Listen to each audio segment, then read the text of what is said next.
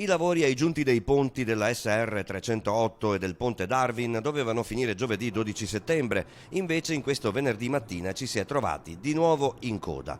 Cantiere da nord a sud con inevitabili code per chi si metteva dalla tangenziale nord di Padova e per chi arrivava a Padova dalla SR 308. Automobilisti imbufaliti che chiedevano lumi ai loro sindaci, che a loro volta li chiedevano a Veneto Strade.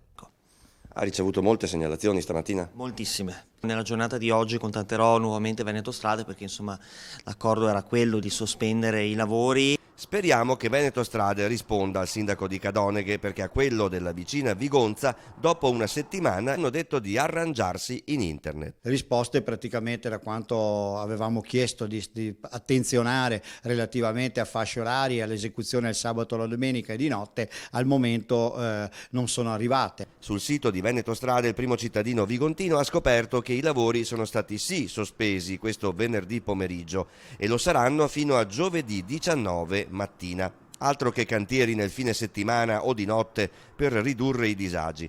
E attenzione, alla ripresa del 19 il cantiere sarà attivo fino a mercoledì 25 settembre. Chiedo un po' di sensibilità e attenzione non solo nei confronti delle amministrazioni che vengono poi interessate, no? Dai lavori, ma anche nei confronti dei cittadini.